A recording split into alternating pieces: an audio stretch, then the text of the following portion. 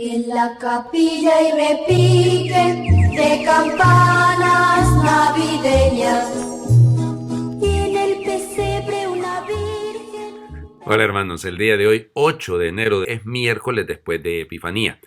Bueno, ya se nos está acabando el tiempo de la Navidad, ¿eh? O sea, seamos conscientes de que estamos exactamente a la mitad de esta semana y al final de esta semana, al comenzar la nueva semana, celebraremos la última de las fiestas del tiempo de la Navidad, que es la fiesta del bautismo del Señor. No tenemos memoria obligatoria el día de hoy.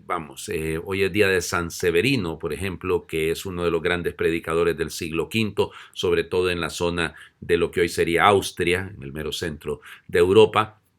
Hay un montón de anécdotas con respecto a los milagros que él hizo, pero yo me quiero centrar hoy en día en las lecturas, y es porque realmente la riqueza de ellas, fíjense, las dos lecturas, la primera y el Evangelio, son continuidad de lo que escuchamos ayer.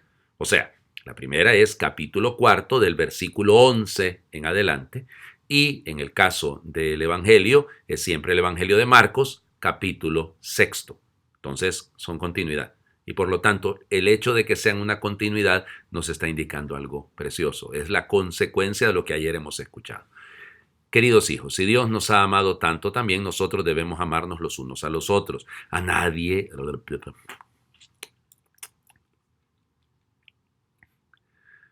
Queridos hijos, si Dios nos ha amado tanto, también nosotros debemos amarnos los unos a los otros. A Dios nadie lo ha visto nunca, pero si nos amamos los unos a los otros, Dios permanece en nosotros y su amor en nosotros es perfecto.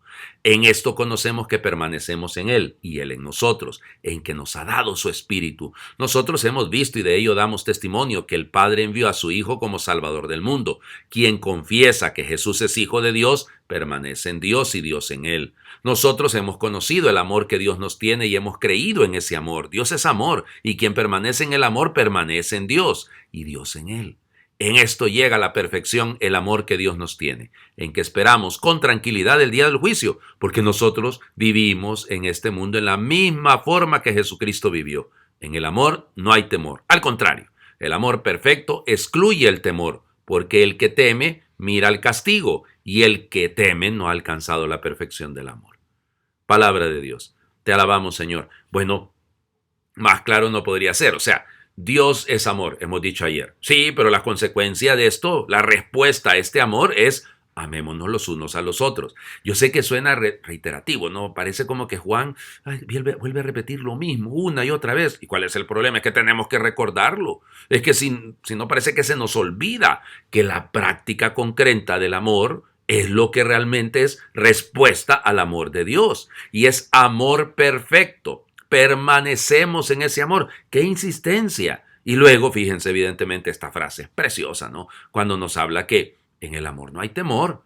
Ay, el miedo. Fíjense, el miedo al que dirán, el miedo al que van a pensar, el miedo a que... No. Lo nuestro es el amor. Que piensen lo que quieran. Nosotros lo que queremos y lo que tenemos que procurar es ganarnos el estar para siempre junto a nuestro Dios, junto a nuestro Padre que nos ha enviado a su Hijo para precisamente manifestarnos su gran amor. Entonces, es respuesta, es consecuencia, o sea, así de sencillo. Lo que nosotros hacemos en la práctica es esto, es responder a la voluntad de Dios, que su voluntad es el amor. En esto se manifiesta el amor que Dios nos tiene, en que esperamos con tranquilidad. Pues sí, el que nada debe, nada teme. El que mucho ama, no teme nada. Ese es el sentido de esta palabra del día de hoy. Y debemos revisarnos constantemente, porque yo creo que aquí es donde más fallamos. Es en esto de pensar que el amor es un sentimiento. El amor es una virtud teologal, está remitida a Dios y por lo tanto, si es una virtud teologal, parte de Dios para desembocar en Dios. Bueno, entonces, si parte de Dios, el amor que nos tenemos entre nosotros, concretísimo, práctico, real, desemboca en el mismo Dios. Es como que se encierra en este sentido del amor de Dios. Yo creo que esto a veces se nos olvida. No estamos actuando nosotros en la iglesia cuando servimos, cuando hacemos alguna acción samaritana. No podemos verlo como un trabajo social, como una función social, asistencialista. No, es que es respuesta al amor. Visitar a un enfermo, ir a las cárceles, acompañar, vestir al desnudo, dar de comer al hambriento, por favor. Si es que eso es sencillamente Dios que me ha amado a mí, ahora yo le devuelvo.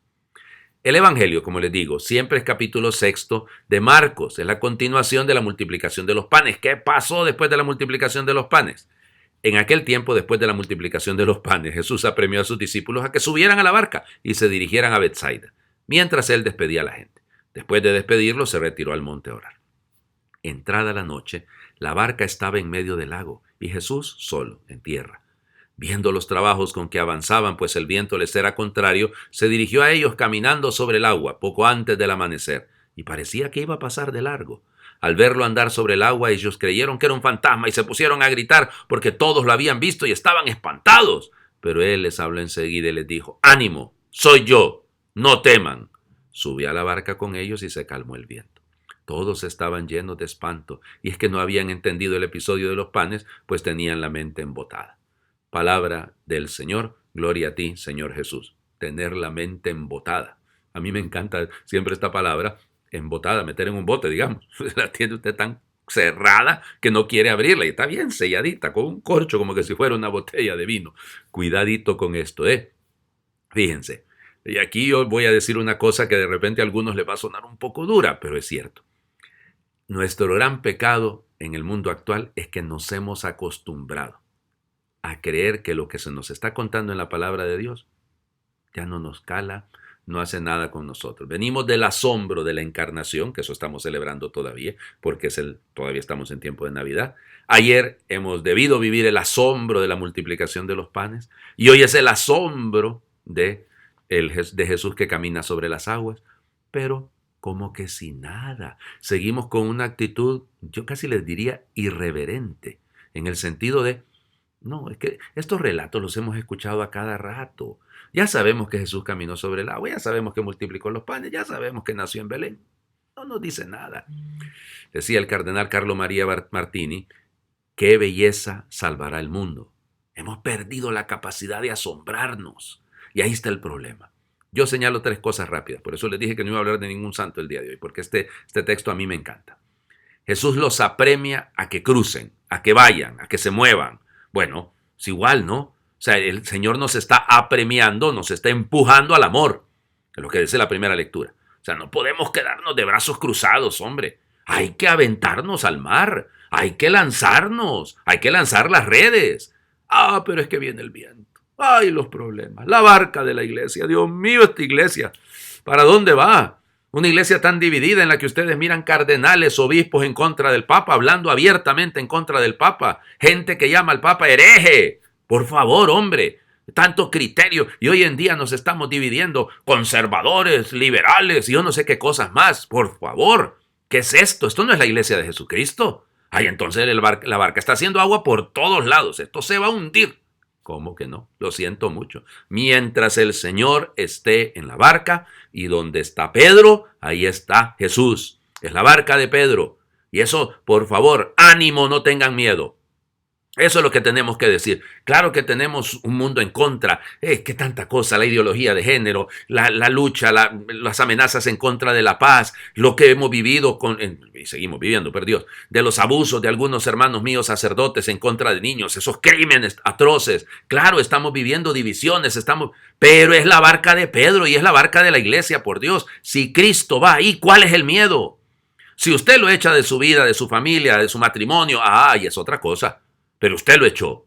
Segundo elemento, que me parece fundamentalísimo. ¿Qué hace Jesús después de despedir a la gente? Ora. Pero si era Dios, pero ora. La comunicación con su Padre. ¿A dónde vamos? Fíjense, ¿cuál es la meta de esta semana? El final de la semana, evidentemente el sábado, pero el domingo. ¿Hacia dónde vamos? Hacia la fiesta del bautismo del Señor. ¿Y qué es la fiesta del bautismo del Señor? Otra epifanía, sí, pero el Padre que viene sobre el Hijo. Envía el Espíritu sobre el Hijo. Es una relación de padre e hijo. Es el amor, por eso el Espíritu, que es el amor del Padre y del Hijo. Ajá. Y entonces, ¿por qué usted no hace lo mismo? Frente a todas estas crisis que estamos viviendo, y tanta cosa, y tanta barbaridad, y tanto dubia, y tanta cosa que aparece por ahí, ¿dónde está su oración? O sea, ¿su oración a dónde lo está llevando? ¿A descubrir la voluntad de Dios o su capricho? Entonces no es oración. Pero si es la voluntad de Dios, es otra cosa. ¿Y la voluntad de Dios es qué? Fíjense, tercer elemento. Al amanecer. A mí me encanta siempre esto. Al amanecer. Cuando ya, dicen que cuando está por amanecer es cuando la noche es más oscura. Y claro, yo también tengo que creer que va a haber un nuevo amanecer. Yo también tengo que creer en la resurrección, en la fuerza del resucitado, que resucita el primer día de la semana, al salir el sol. Cuando todavía no había salido el sol, fueron las mujeres al sepulcro. Bueno, pero la resurrección la celebramos en el momento en el que nace el sol. Nos visitará el sol que nace de lo alto, dice el primer capítulo de Lucas en el cántico de Zacarías, el Benedictus. Bueno, entonces, esperemos este amanecer, confiados, no nos salgamos de la barca, no pretendamos una barquita privada, no privaticemos la iglesia, no privaticemos la doctrina, no caigamos en ese juego sectario en el que nuestros intereses mezquinos, conservadores o liberalotes están queriendo meternos. Esta no es la iglesia de Jesucristo, no es el proyecto de Dios, sino que el proyecto de Dios es lo que les voy a pedir que oremos. Me encontré esta oración preciosa realmente. Fíjense, es un blog que realmente muy poco visitado, tengo que decirlo, pero tiene unas oraciones muy lindas, y me ha parecido óptimo el poder hacerla para compartirla con ustedes. Entonces, fíjense, seguimos en el tono del amor. Señor Jesús, ilumina nuestras vidas, llénanos de sabiduría y entendimiento, transforma nuestros corazones, que ya no exista más rencor y que nos amemos los unos a los otros así como tú nos amas. Haz que seamos instrumentos de tu paz y ayúdanos a consolar al hermano caído, ayúdanos a ser compasivos y a no juzgar las faltas del débil, que seamos luz en la oscuridad y mensajeros de tu amor, que la oración que tú nos enseñaste sirva de guía para nuestras vidas, que seamos capaces de perdonar al hermano así como tú perdonas nuestros errores. Amémonos de corazón y no de labios ni de oídos, que no siga la opresión y la soberbia, que todos vivamos como hermanos compartiendo y en unidad y que aprendamos a aceptarnos como somos con nuestras fortalezas y debilidades, que nos apoyemos los unos a los otros, que ninguno se crea superior al otro, que seamos sinceros y transparentes como el agua. Señor Jesús, guía nuestros pasos y danos un corazón libre para amar, perdonar y comprender. Llena nuestras vidas de paz y felicidad. Te pido perdón por las veces que te hemos fallado, las veces que hemos traicionado al hermano, las veces que hemos cerrado las puertas de nuestros corazones a quien lo necesita, por aquellas veces que no he sabido escuchar al hermano en su sufrimiento, por no haber sido ejemplo para otros. Gracias, Jesús, porque a pesar de todos nuestros errores, tú estás siempre ahí, dispuesto a perdonar y a comprendernos y guiarnos por el buen camino. Gracias por derramar tu misericordia y regalarnos tu amor infinito. Gracias, Señor. Amén. Que Dios les bendiga.